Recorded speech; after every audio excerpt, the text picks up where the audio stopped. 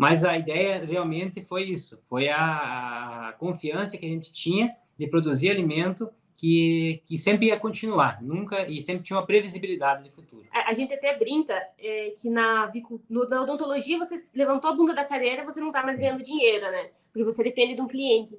E já na avicultura, não, você ganha dinheiro dormindo, porque os seus frangos estão ali. Crescendo. Por mais que você esteja dormindo, os frangos estão crescendo, né? Estão se desenvolvendo.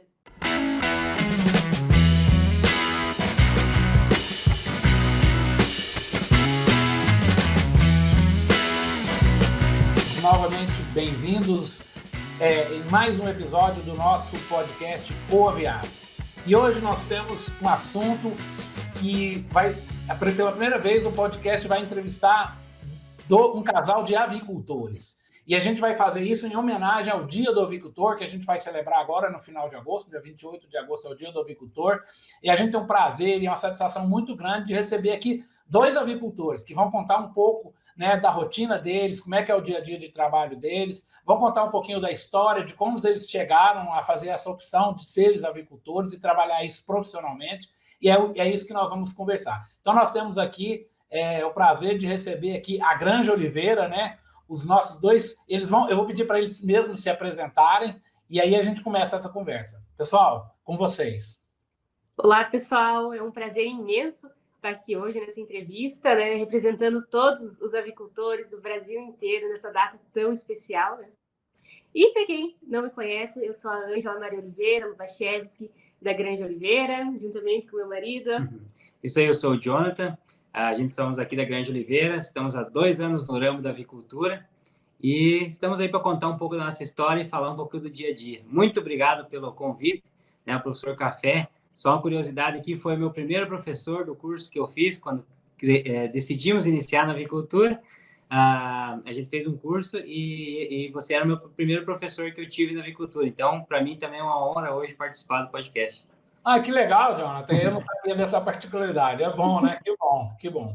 Legal. E aí eu queria começar, a primeira pergunta que eu tenho para vocês é: o que trouxe vocês para a avicultura? Eu sei que vocês não têm uma formação direta na área, e eu estou louco de curiosidade para saber como é que foi essa história de vocês resolverem abraçar, né, essa profissão maravilhosa, e não por um lado maravilhosa e por outro lado de tanta responsabilidade como é, né, ser um avicultor. Conta para a gente essa história. Então, nós éramos dentistas, né? O Jonathan tinha uma clínica lá em Francisco Beltrão, que a gente é do Paraná. Foi a nossa primeira sociedade junto, né? Era uma clínica chamada Odontobel. Porém, a odontologia, ao nosso ver, aqui na nossa região, não era uma área tão próspera, né? Então, a gente decidiu acabar mudando, devido ao meu pai, ele já ser do agro, né? Ele tinha lavoura, foi pecuarista, suinocultor, só que nunca tinha mexido com a questão de aviários, frango de corte.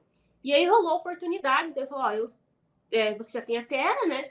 Eu passo para você e a partir de agora, né, você faz aí o que vocês quiserem. Né? E a minha mãe, ela falou, por que vocês não colocam um aviário, né? Aí ela falou, vamos tentar aviário de postura? A gente falou, fomos atrás e tudo mais. Porém, na época ele estava na pandemia, demorava mais ou menos 2 anos para se integrar. E falou, não temos todo esse tempo, né? Então vamos procurar então o frango de corte. Foi aí que a gente visitou uma granja de um amigo nosso, né? Aqui uma granja, eu vou voltar um pouquinho lá atrás. Eu me criei no interior, sempre morei no interior até os 16 anos de idade. Aí depois fui para a cidade trabalhar, só queria sair do interior. A gente trabalhava lá, tinha lavoura, não era muita coisa, mas trabalhava com vaca de leite, criava as galinhas lá, mas era só para consumo próprio. E depois parti para odontologia, né? Estudei, a gente se formou. E como ela falou, a gente teve um consultório, viu que não estava dando retorno, né? Pensamos, vamos partir para outro negócio. Foi aí que surgiu a oportunidade de conhecer uma granja, né? Dessas mais modernas. O cara tinha feito, fazia uns 4, 5 anos já, e era uma granja dark, completa, sabe? Todo o sistema automático. E eu tinha muito aquela percepção da avicultura antiga, né? Que ainda tem muitos produtores que são assim, mas lá na minha cidade, onde eu morava, eu sempre via, meu pai comprava adubo de aviária, a gente vendia lenha, então era mais puxado, era mais braçal. E no momento, depois de muitos anos, que eu vi essa nova granja, naquele dia eu realmente descobri, né, que a gente era aquilo que nós gostaríamos de fazer. fiquei realmente apaixonado pelaquela granja, por aquela estrutura, por tudo que produzia, né? Então, gostei muito da ideia e desde aí a gente, então, estamos aqui hoje com a nossa granja e contando um pouco a nossa história. Meu pai, como ele é do agro, ele falou assim, alimento nunca vai parar de ser produzido. Pode acontecer qualquer coisa, pode dar uma crise, uma pandemia, mas o alimento vai continuar sendo produzido.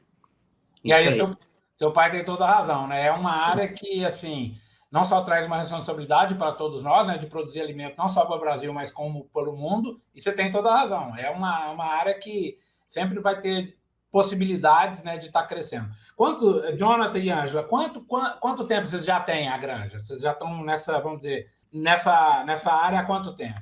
Faz 2 anos já, produzindo, né? Desde 2021. Até o nome está escrito Granja Oliveira desde 1958, mas ela é uma homenagem ao meu pai, né? Porque foi ele quem apoiou nós ali no começo, né? Ele e minha mãe. Então, meu pai já faz 65 anos que ele está no agronegócio, né? Então, é uma homenagem a ele. Por isso que é desde 1958. E hoje vocês têm quantos galpões? Nós temos 3 galpões. 3 galpões. E aí eu queria que vocês contassem para a gente, assim, o que vocês acham, já que vocês, né, estudaram, né, já tinham um nível superior, aí falaram, vamos largar, vamos tentar mudar de ramo, que é um passo que exige uma coragem enorme, parabéns, e eu acho que é exatamente isso. Eu acho que as pessoas têm que ter essas coragens de fazer o que gostam, o que está ali, né, naquele feeling do empreendedorismo. Eu acho que eu vou me dar bem melhor aqui e tem que ter a coragem para dar esse passo, né? O que vocês acham? O que levou vocês? Vocês já explicaram um pouco, vocês já estavam, né, ali na odontologia, já tinha uma questão aí, né, dos pais, a questão um pouco do pé na roça ali, gostavam da atividade, mas o que levou vocês a de fato a pensar em postura primeiro, vamos tentar uma granja de poedeiras, a estudar um pouco mais e vieram para a avicultura de corte? O que vocês acham que é o grande atrativo, vamos dizer assim, da avicultura de corte? Olha, Café, é algo assim, a gente, como eu falei, no consultório não estava girando muito. Então, a gente se frustrou com a nossa formação, digamos assim. Ou teria que investir muito mais e não tinha uma previsibilidade futura. E como o pai da Ângela falou mesmo, que o alimento nunca para, é uma coisa previsível, que tu consegue, né, saber que sempre vai ter a entrega. E isso trouxe o quê? Uma segurança para nós. Não, vamos investir. É algo assim, mudar da água para o vinho, como meu avô fala. Estudaram para cuidar de pessoa com dente e vão cuidar de uns bichos que nem dente tem, né? Ele brinca até com isso, né? Então, foi uma mudança, assim. Só que a gente foi muito, sempre objetivo, né, nas nossas ideias, sabe? Então, a gente focou e falou, não, vamos fazer isso, vamos se dedicar a isso, vamos investir nisso. E primeiro, a gente fez um planejamento, um estudo, né? Buscamos muita informação. Eu fui ver o aviário lá, enfim, vários outros aviários. A gente se informou muito de como que era a produção, o negócio em si, e aí sim que a gente concretizou. Foram 2 anos, né, de estudo, né, de planejamento, né, para daí iniciarmos dentro da avicultura, ir atrás das empresas, atrás de banco, financiamento e tudo mais. Então, foram 2 anos se preparando para daí entrar, de fato, na avicultura de corte. Isso aí. Aí teve a pandemia também, né? Nesse processo, a gente iniciou antes da pandemia. Aí estava colhendo o processo do financiamento, né? E daí deu a pandemia, houve os atrasos. Então, ele tinha o nosso filho pequeno, né? Estava para nascer, tinha 3 meses. Então, foi tudo Mas a ideia realmente foi isso. Foi a confiança que a gente tinha de produzir alimento que sempre ia continuar, nunca, e sempre tinha uma previsibilidade de futuro. A gente até brinca que na odontologia, você levantou a bunda da cadeira, você não está mais ganhando dinheiro, né? Porque você depende de um cliente. E já na avicultura, não, você ganha dinheiro dormindo, porque os teus frangos estão ali. Crescendo. Por mais que você esteja dormindo, os frangos estão crescendo, né? Estão se desenvolvendo. Tá certo. Como é que chama seu pai, Ângela? Meu pai se chama Velucindo dos Santos Oliveira. Vamos fazer uma homenagem aqui para ele, né? Porque ele que deu a ideia, que empurrou vocês para esse negócio que é a avicultura, né? Ele teve uma visão aí, fez a cabeça aí de vocês e vocês estão hoje na atividade. Agora, uma pergunta bem prática, Ângela e Jonathan. Hoje, né, vocês estão ali na lida, no dia a dia, como você falou, é pintinho, qualidade de pintinho, é ração, é cama, é mortalidade, enfim, toda essa ciranda que todo mundo conhece da avicultura. Hoje, qual que vocês acham que é o principal gargalo de vocês? Hoje, onde vocês vão dizer, tem a maior dor de cabeça, nesse sentido do dia a dia E assim, claro, estou falando do varejinho aqui, ali. de uma maneira geral, hoje, o que vocês acham assim, que é o maior gargalo do avicultor? Olha, Café, assim, falando, nós buscamos muito conhecimento no início, apesar de ser fraco ainda, para você profissionalizar hoje um avicultor, eu busquei, fiz o curso contigo, fiz, né, tudo que surgia a gente tentava absorver para poder já entrar no ramo 100%. Então, a gente tinha já uma base teórica de tudo, a gente já tinha estudado antes de iniciar. E quando a gente iniciou, a gente tentou linkar tudo isso, né, da melhor forma possível. E, claro, através depois do projeto de extensão, todo o nosso conhecimento, isso tudo ajudou muito. Então, para nós que buscamos o conhecimento, de alguma forma foi mais fácil para nós, né? E, então, a gente já tinha uma questão do consultório, já tinha uma empresa, já tinha uma questão de organização, uma rotina, sabe? Organizar as finanças, enfim. Então, a gente trouxe isso e aplicou também na granja. Que eu acho que, além de você saber o manejo, só o manejo, você tem que ter uma gestão, uma rotina, cuidar da granja como se fosse uma empresa, não como um simples aviário, né? Então, isso ajudou muito nós, hoje, né? Hoje passou 2 anos, então a gente tem uma gestão bem completa e que consegue organizar tudo aqui dentro da granja. Eu acho que o principal hoje, o que mais atrapalha o manejo, tem as suas peculiaridades, né? Mas, assim, é algo que, a partir do momento que você consegue trabalhar com as ferramentas, com o seu galpão, que você consegue entender o todo e aplicar, fica muito fácil. Porém, até você conseguir adaptar todo esse conhecimento, né? E conseguir aplicar verdadeiramente na avicultura, que não é só cuidar do pintinho, tem muito mais coisa por trás, aí você consegue, sim, né, deslanchar. E como é que tem sido os resultados de vocês? Olha, para nós tem sido muito satisfatória, né? A gente até comenta que o nosso primeiro lote ele foi um test drive, onde a gente aprendeu como que criava frango. A gente já sabia a teoria, né? Antes de iniciar na avicultura. Bom, agora a gente sabe tudo. A gente precisa colocar em prática tudo que a gente aprendeu, né?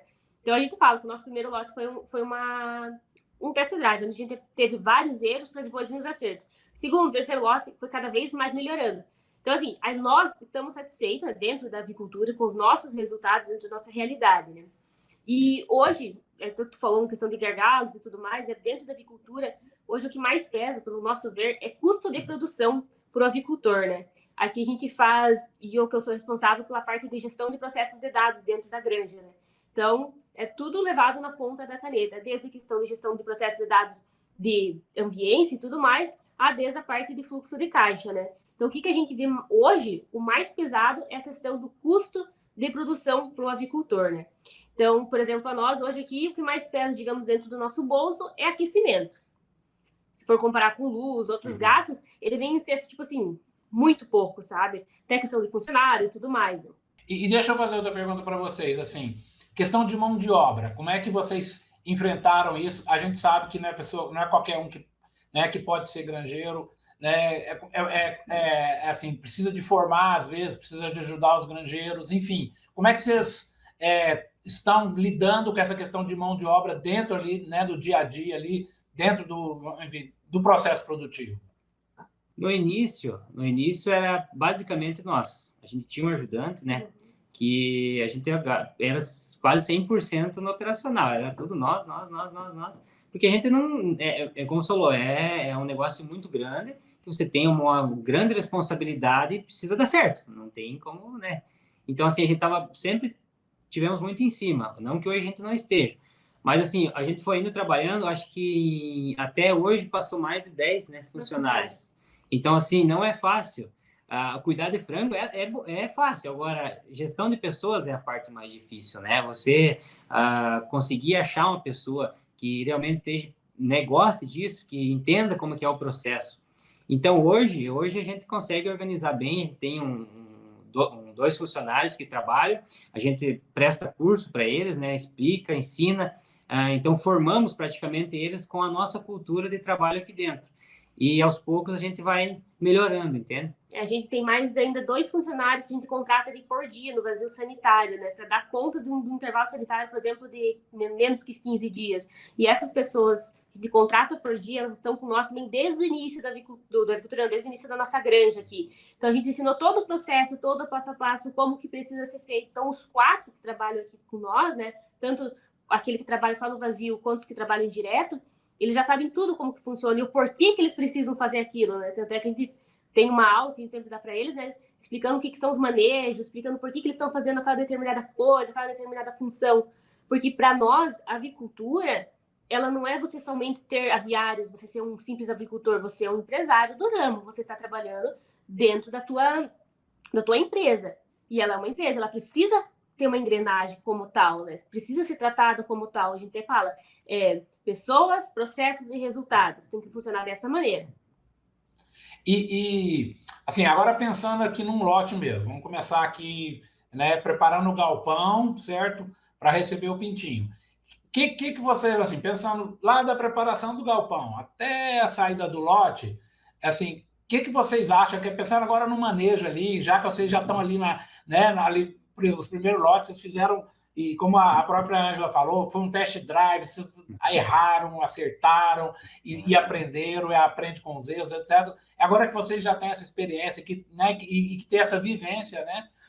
Assim, desde a preparação do galpão até sair os lotes, qual que vocês enxergam aí que são os pontos que vocês vão dizer, quando você for falar para os seus funcionários, o que você acha que o avicultor tem que prestar mais atenção na experiência de vocês? Eu digo que 75% do nosso resultado é garantido no vazio sanitário. É o principal ponto. É dali que vai dar o restante do teu resultado final. O teu lote, durante o teu lote, tem que ter um bom vazio sanitário. Se você não começar com ele com o pé direito, desanda todo o teu lote.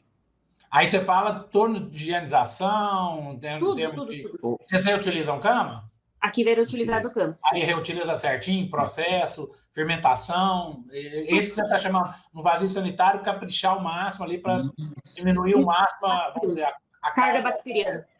Carga de desafio sanitário, diminuir o máximo. Né? E aí, depois que chega o pintinho, como é que vocês enxergam aí? Aí vem a fase inicial, crescimento, e até o final, como é que vocês veem a evolução? Às vezes um pintinho vem ruim. E aí, onde vocês capricham mais para tentar levantar aquele lote? Enfim, conta um pouquinho aí dessa experiência, desses vários lotes que vocês criaram aí, para dar alguma, né, para dividir com esse nosso público aí, o dia a dia ali, que a gente não é fácil. Eu aproveito aqui nesse momento do nosso podcast para fazer uma homenagem a todos os avicultores desse Brasil. A avicultura brasileira é a das melhores do mundo, é graças a pessoas como a Ângela e como o Jonathan, que estão aqui dividindo a experiência deles com a gente. É esse esforço que faz a nossa avicultura grande. Sem essa galera, sem os avicultores dedicados, né, e mais do que dedicados, compromissados com a avicultura brasileira, a gente não seria o que a gente é hoje, né? Então, conta para a gente um pouquinho aí, Jonathan e Ângela. Exatamente, chegou o pintinho, e aí? O que vocês acham que, às vezes, a gente tem que prestar um pouquinho mais atenção? Onde você acha que, às vezes, você pode melhorar o lote ou até piorar ele no dia a dia? E eu sei que é meio que receita de bolo, né? Todo mundo faz a mesma coisa, mas é legal ouvir da boca de duas pessoas que têm experiência e que estão lá no dia a dia fazendo isso, né, acontecer. Show, boa, legal. É uma responsabilidade imensa, né, Café? O produtor hoje, ele é dia a dia, e não tem horário, né? A gente tem os nossos funcionários aqui, mas eles trabalham horário comercial e nós é 24 horas, de madrugada, à noite, então é uma responsabilidade, realmente. Em relação ao início, como a Ângela falou, o lote inicia a partir do momento que carrega o último frango. Daí, tendo um bom manejo de cama, iniciou o lote sem cama úmida, carga baixa bacteriológica, ótimo, perfeito, é isso aí que a gente quer. Aí, antes do pintinho chegar, o que tem que ter? Um bom pré-aquecimento. Eu acho que isso a gente também vê bastante história, que a galera, os agricultores pecam muito, não fazem um ótimo pré-aquecimento, né? Ou de poucas horas, ou ineficiente, enfim. Você tem que ter uma boa temperatura de cama, esse é o principal. Para o pintinho teu chegou na granja, ele colocar os pezinhos lá e, nossa, boa, tô tranquilo, não vou passar frio, né? E já vou iniciar com o pé direito, senão você já vai estar perdendo o jogo, né? Então, esse é um dos primeiros passos. E o segundo ponto, água. Porque no momento que o teu frango alojou, tem temperatura, água. Porque a ração fica por conta da indústria. Então, provavelmente ela vai vir com uma nutrição certa, bem balanceada. Então, água, limpeza de linha de níquel, limpeza de caixa de água durante o intervalo sanitário tem que ser feito todo vazio. Não só fazer uma vez e esquecer. Então, ali já vai garantir mais o restante das tuas porcentagens do teu lote, né? Água fria na hora do alojamento. Flush está aí para isso, você fazer Uma coisa que a gente faz aqui, né, Jonathan? Você pode até citar. Como a gente, aqui no descarregamento, no início, acho que 2 lotes ou 3 a gente fazia sozinho. Achava o vizinho, alguém para ajudar, que é o que acho que a maioria dos produtores hoje no Brasil, né, fazem. Acho que sempre tem alguém que ajuda para descarregar. Nós aqui hoje tem uma equipe aqui na região que só faz isso. Ela é responsável só para descarregamento de pintinho. Assim como tem a da panha, eles são a do descarregamento de pintinho. Né? A gente acha super interessante isso, porque o pintinho ele é vivo no início, né? Ele está no início da carreira dele. Então, você ter também uma equipe responsável que usa o DPI, você tem biossegurança, você tem agilidade, né? A rapidez, então facilita muito o processo, né? E às vezes é difícil você achar várias pessoas, depende se for uma granja grande, achar várias pessoas que se disponibilizem, porque geralmente, sendo no interior, um está cuidando das vacas, outro está cuidando do boi, outro dos porcos, enfim. Então, assim, você tem que peneirar ali para trazer alguém. E tendo uma equipe, para nós, já ajuda muito, que daí a gente foca no quê? Em outras coisas. A água, né? Qualidade da água e temperatura. O flushing, chega o pintinho, enquanto o pessoal está descarregando, eu e meu funcionário, eu vou lá no regulador do flush, desculpa, eu esqueci a palavra, e ele fica lá no final da linha, e eu ligo o flush e espera sair toda aquela água do pré-aquecimento. Né? A gente tem um flush contínuo aqui, mas aí você tira toda aquela do cano, porque tem um cano de metal em cima e, querendo ou não, aquece. Então, a gente tem temperatura de sonda de água também dentro da linha de nípel, que ajuda nós a saber a temperatura da água. Então, a gente acompanha ali. Faz no início antes do pintinho. Aquelas 3 horas primeiro que o pintinho vai estar, a gente tem que garantir uma água boa, limpa e fria. Uma água com temperatura adequada para o pintinho. Por isso que a gente faz esse flush enquanto o pessoal descarrega. Ligou as luzes, os pintinhos vão ir nos nípeis e vai estar água geladinha para eles. E demora em torno, que nem como a gente tem sonda de temperatura de água, demora aproximadamente 10 minutos para esfriar a água. E depois ele demora em torno de 30, 40 minutos para voltar a esquentar novamente. Então, imagina, você faz um pré-aquecimento que está forçado, né? Força lá 40 até chegar a temperatura. A tua água ela vai estar 40 graus. Se você tiver 30, vai estar 30 graus. Então, por isso que é importante, a gente até comenta, né, na nossa rede social, no Instagram, que é importante fazer flush na hora do alojamento. Muito legal, gente. Essa vou até repetir as 3 dicas aí. Primeiro, vazio sanitário bem feito, começar com a cama bem manejadinha, certo? Sem amônia, sem umidade, né? E com a carga microbiana baixa. Segundo, aquecimento, super importante. Vocês falaram tudo. Ainda bem que está batendo com o que eu falo nas aulas, viu, gente? E segundo, essa questão da água, que vocês deram dados super legais. Eu mesmo não sabia desse dado aí, que demorava 30 minutos até a água chegar, né? Estar resfriada, né? Então, e isso é super importante, né? E outra coisa também, vocês têm uma ajuda no descarregamento, né? Que tem mais gente que dá para focar para fazer uma coisa mais rápida, mais organizada, para distribuir bem as aves ali no pinteiro e tudo mais, né? E agora, como é que vocês fazem a questão? Da água está bem resolvida, mas do incentivo da ave, ali do pintinho, para ele ter acesso rápido à ração. Como é que vocês têm algum manejo para isso? Como é que vocês estimulam o pintinho logo que é alojado ali? Porque hoje as pesquisas já trazem, né, que quanto mais rápido a ave tiver acesso à ração e água, melhor é o desenvolvimento intestinal dele. Da água vocês já explicaram, da ração vocês têm algum manejo que vocês fazem? Então, primeiro, aqui nossos comedores são aqueles comedor, já ouviram falar, o pudinzinho. Então, a gente deixa enterrado eles, né, onde que o pintinho tem acesso. Aí a gente utiliza papel também no pinteiro, e além dos comedor infantil, que também é utilizado. Então, se tiver uma boa ambiência, na hora que os frangos chegarem, né, tiver um bom aquecimento, tiver gostoso lá dentro para esse pintinho, ele imediatamente ele vai se espalhar e já vai começar a consumir. Linha de nípel, o que a gente faz? Antes do alojamento, é regulado toda a linha de nípel, bem baixinho. Porque aí a gente já, quando chegou o pintinho, se ele for um pouquinho maior, a gente só ergue ele na catraca. Então, o ajuste fino é feito antes, no vazio sanitário. Viu como que é o tamanho do pintinho? Já deixa ele bem na altura do olho do pintinho, ele já vai ter acesso e tudo mais. Então, assim, se tiver uma ambiência, no momento que ele chegou, ele já se espalha. E aí, uma coisa que a gente não faz aqui, que a gente fez no nosso primeiro lote, que a gente não sabia, né, é ficar fazendo barulho, a gente sabe que a grande maioria ainda faz assim, né, que é entrar com um litrinho, com pedrinha e tudo mais. A gente não faz esse tipo de estímulo. Os nossos únicos estímulos é limpar papel, preparação e caminhar. Caminhadas normal, sem ficar gritando, sem ficar agitando, sem ficar estressando a ave, porque uma coisa a gente pensa, imagina aquele pintinho, que já passou, já nasceu, já foi um estresse para ele nascer, né? Chegar na granja e aí ter um alvoroço lá dentro, vai gerar mais estresse ainda para esse pintinho. Depois que ele fica grande, é cada vez pior. Ótimo. Então agora vamos passar para a fase de crescimento. Então, eles vieram, Zé comeram, alojou tudo certo, né? Nós já abrimos o pinteiro, ele já, vamos dizer, já ocupou, já tiramos o aquecimento, eles estão ali com seus, né, 14, 20 dias, certo? É uma fase, né, que já passou aquele estresse, né, do pintinho, que realmente assim, o avicultor que é mais responsável acaba dormindo mal nas primeiras noites, porque tá com a cabeça lá no pintinho, às vezes, tem certeza que já aconteceu isso com vocês, de madrugada vocês se pegam lá, andando lá no galpão, né? Porque o pintinho é um recém-nascido, a gente acaba tomando muito conta. Mas aí já está numa fase melhor, nesse período ali, antes de caminhar para o final do lote, ali no meio do lote, o que vocês mais prestam atenção? Manejo de cama, climatização, o que vocês fazem? Isso, na verdade, assim, a gente produz o frango verde aqui. Então, a gente só começa a mexer cama a partir dos 15 dias de idade. Então, até não tem, tá super tranquilo. A nossa cama, a gente faz um bom manejo, ela fica seca e a gente começa a mexer realmente a partir dos 15 dias de idade, né? E aí a gente foca mesmo no manejo de cama.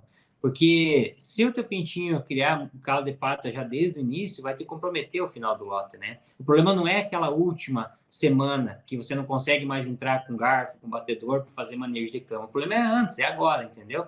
Então você tem que ter o quê? Primeiramente, para ter um bom manejo de cama, todos os equipamentos bem regulados, né? O Init, enfim, o túnel DOR, se for usar, agora que nem como é mais inverno, mais frio, agora quase não se usa o túnel. Então, você tem que ter ele bem regulado, com a pressão ideal, né? E fazer um trabalho de cama bem feito, né? Mexer nos horários adequados, né? Não deixar de mexer, e para que tenha um bom manejo de cama, esse pintinho não dê um calo de pata, né? Ótimo, ótimo. Que hoje, né, gente, calo de pata é muito dinheiro, né? Hoje, a maioria das empresas exporta esses pés do frango e ele tem um valor, assim, incrivelmente alto, né? Então, você tem toda a razão, a gente tem que cuidar desde o pé até o peito e tudo vale dinheiro, né? Não, exatamente isso aí que você falou. Até tu comentou, né, da primeira semana ali, né, que é importante. Só pra ter uma ideia, a gente não fica com o nosso filho na primeira semana, ele fica lá na casa dos avós, né, dele. Então, a gente comprou até uma barraca, a gente fica lá na granja. A primeira semana é lá na granja. 24, o pintinho não dorme, a gente também não dorme. Tá bem que eu adivinhei isso, eu já tinha até falado, que vocês até iam estar preocupados, né? Melhor ainda, vocês já ficam direto lá. E é isso, gente, a avicultura é isso, é essa vida mesmo. O avicultor não tem, como é que fala? Não tem sossego, não é 24 horas por dia, é tudo.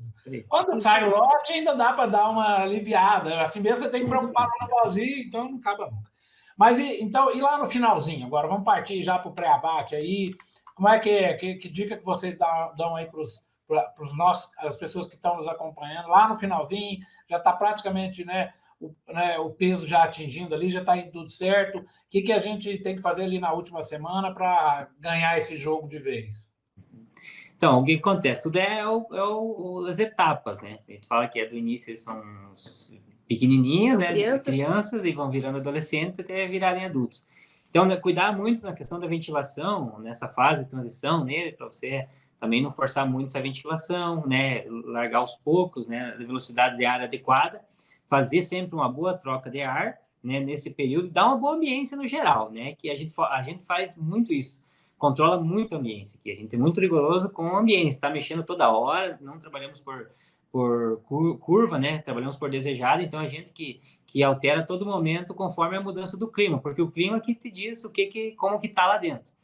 Então a gente bate muito nessa tecla. Na fase final, a partir dos 35 dias, que eles vão começando a produzir muito mais calor, né? Principalmente, às vezes, tem até pessoas que falam assim que o frango, no inverno, ele passa calor e no verão ele passa frio, entendeu? Porque a galera esquece de ventilar, às vezes, realmente, no inverno, entendeu? E quando ele está numa fase adulta, à noite, um exemplo, o frango dormiu, ele está numa fase adulta, está produzindo muito calor ali naquela cama, porque pense você um tapete, assim, né? Um cobertor ali naquela cama, produzindo muito calor. A gente tem até sonda de temperatura de cama. Então, só vocês terem uma ideia, né? Depois que liberado tudo do galpão, a cama ela chega a 40 graus Celsius. Se você não ventilar à noite, você mata os teus frangos. Essa é uma dica muito importante, entendeu? A partir dos 35, deu à noite, a temperatura deu aquela caída, porque no inverno vai cair, né? Então o cara pensa, estão passando frio. A sonda lá, estática, ela vai estar lá na posição. Vai estar frio a sonda. Mas e quem disse que o teu frango não está passando calor em contato com aquela cama? Ainda mais se a cama não estiver muito boa ou tiver umidade, né? Ele está com o peito ali, ele está com o pé ali, ele está respirando. Então, assim, uma dica super importante é ventilar o lote à noite, né? Não ter medo de ventilar o lote à noite quando eles estão dormindo. Isso é primordial na fase adulta. Muito legal, gente. Nós tivemos dica da preparação do galpão, da manejo inicial, do manejo de crescimento e do manejo final. Muito legal. Bom, eu só queria, para a gente terminar, eu queria só pegar um ganchozinho. Eu acho que a gente não pode deixar de falar nisso, porque hoje talvez seja o assunto que mais preocupa a avicultura brasileira, certo?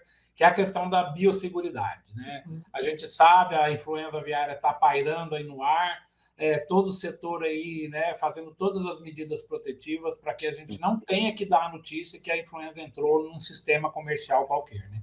Como é que vocês enxergam a importância de biosseguridade, certo? O que vocês têm feito na granja de vocês, exatamente para evitar aí, não só a influenza, que vai ser um terrível prejuízo, mas o dia a dia mesmo, uma salmonela ou outro micro-organismo que às vezes que entrar na granja, às vezes fica lá, demora 1, 2, 3, 4 lotes para sair. O que vocês têm a nos contar sobre a questão, qual que é a experiência de vocês no investimento dessa biosseguridade?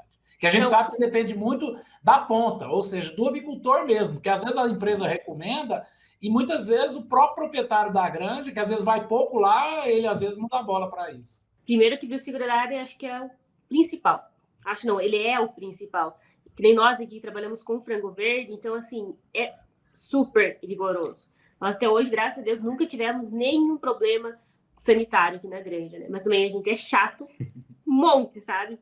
Então, acho que é o básico de biosseguridade. Aqui tem uniforme específico para utilizar dentro da granja, lavagem de mão, tem álcool ali na entrada, álcool em gel em todas as portas da granja, o pé dilúvio, né? A utilização de cal.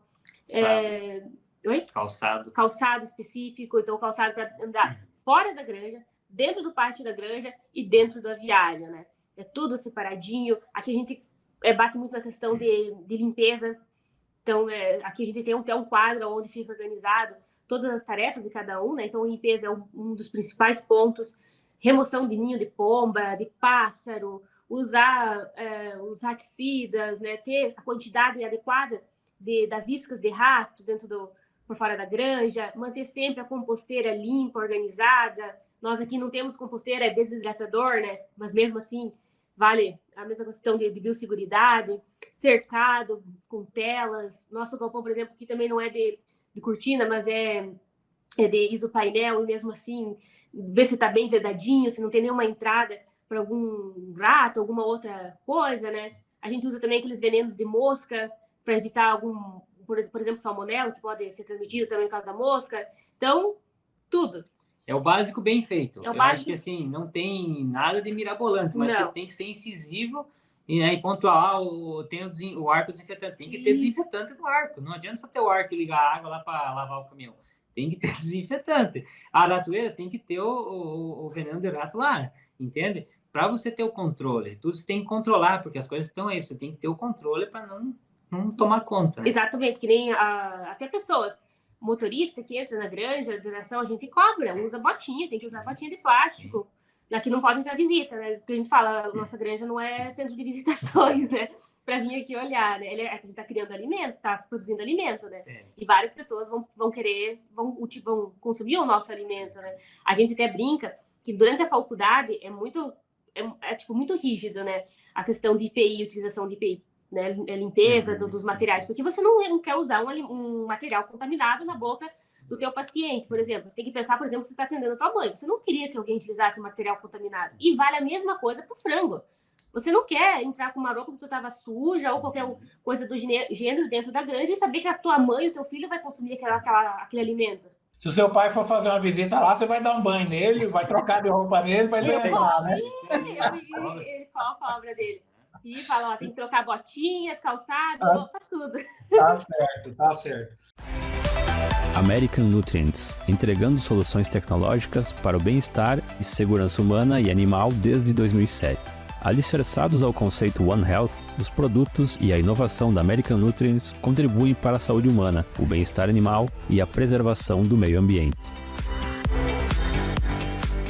Gente, que papo mais gostoso, né? A gente está chegando no final do nosso episódio e a gente tem aqui uma tradição no nosso podcast e a gente termina todas as nossas entrevistas fazendo 3 perguntas, certo? Então, vamos lá. A primeira seria uma indicação que vocês têm, um livro, certo? Dentro da área técnica, dentro da avicultura, né? Um livro que vocês, enfim, leram e gostaram, uma indicação qualquer. Eu sei que é difícil, porque né, não tem nenhum livro, tudo isso que a gente falou. Aliás, agradecer de novo, que são informações super valiosas que a gente nem encontra nos livros que vocês dividiram aqui com os nossos participantes. Mas, enfim, um livro aí que vocês leram e gostaram e queriam fazer uma indicação, dentro da área da avicultura. Dentro da área da avicultura, tem o livro do Froza, que é o livro Doença das Aves. É um livro que eu utilizo bastante para fazer até nossos posts no Instagram, né? Então, é um excelente livro. Também tem os manuais, né? A gente estuda mesmo os manuais, cara, assim, aquele é um rumo, é um norte, você consegue, claro que tudo você tem que filtrar hoje, né, Café? Se pesquisar, hoje tem muita coisa na internet, mas às vezes na aplicabilidade no teu dia a dia, no teu lá no teu aviário, não é a mesma coisa, mas você pode adaptar, o importante é ter o conhecimento e aos poucos ir aplicando na tua realidade, né? Não, com certeza os manuais são bem completos. É como você falou, tem que fazer algumas adaptações. Claro, eles são escritos para o mundo todo, né? Então, cada caso se aplica de uma forma. Legal. Agora, esquece a avicultura. A gente quer perguntar para vocês livros, se vocês leram durante a trajetória de vocês e que, de alguma forma, marcou. Seja lá no começo, seja ontem, enfim. Um livro aí que vem à cabeça de vocês, para vocês dividirem aqui com os nossos participantes. Eu acho que eu vou indicar um, assim, tem vários. Até ontem chegou 7 livros para nós. Nossa, você adora ler. Mas então, o que eu indicaria é Os Segredos da Mente Milionária. Eu acho que é um livro excepcional. Eu indicaria também mais um, Mais Esperto que o Diabo. É um livro sensacional. Apesar do título, mas Mais Esperto que o Diabo. Se o pessoal ler, vai gostar. Bom, gente, e para terminar, a última pergunta é a seguinte: o que tem que ter, certo, um avicultor de sucesso? O que é que vocês acham, né, que o avicultor tem que fazer, ou tem que ter, tem que investir para alcançar o sucesso?